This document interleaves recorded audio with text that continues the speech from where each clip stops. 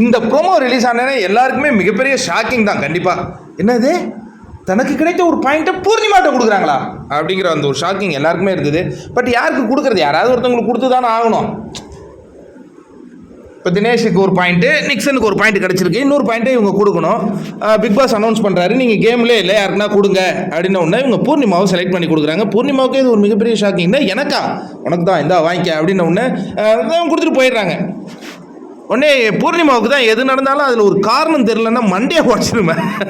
உடனே அர்ச்சனா எனக்கு எது கொடுத்தீங்க அதை நான் கொஞ்சம் தெரிஞ்சுக்கலாமா? இல்லை ஒன்றும் இல்லை, நல்லா யோசிச்சு பார்த்தேன். நீங்கள் எப்போதும் கேம் விளையாடிட்டு இருப்பேன்னு ஏதோ சொல்லிட்டு இருப்பீங்க. கடந்த 2 வாரங்களாக உங்ககிட்ட ஒரு சேஞ்சஸ் பார்க்குறேன். அதுலேயும் இன்னைக்கு மாயாக்கிட்ட நீங்கள் சண்டை போட்டீங்கல்ல, தட்ஸ் a குட் சேஞ்ச். அதுக்காக நான் இதை கொடுக்குறேன்னு நினச்சிக்காதீங்க. பட் ஓகே, இந்த மாதிரியும் நீங்களும் இண்டிவிஜுவலாக கேம் ஆடுவீங்க அப்படின்னு இன்னைக்கு ப்ரூவ் பண்ணீங்க.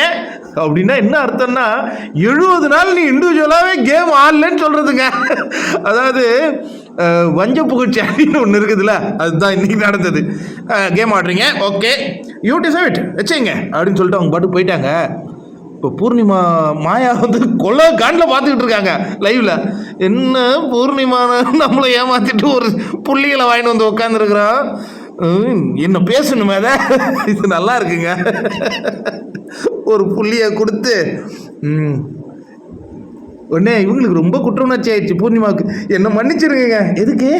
இல்லை டிக்கெட்டு ஃபினாலே ரேஸ்லேருந்து உங்களை வெளில அனுப்புனாலாம் ஓட்டு போட்டேன், நீங்கள் ஓட்டு மட்டுமா போட்டீங்க, கூட்டு சதியும் தானே பண்ணீங்க அப்படின்னு நம்ம சொல்கிறோம். அர்ச்சனா சொல்கிறேன் அதெல்லாம் ஒன்றும் இல்லை, இந்த கேமை பொறுத்த வரையும் எல்லாம் ஓட்டு போடுறது தானே.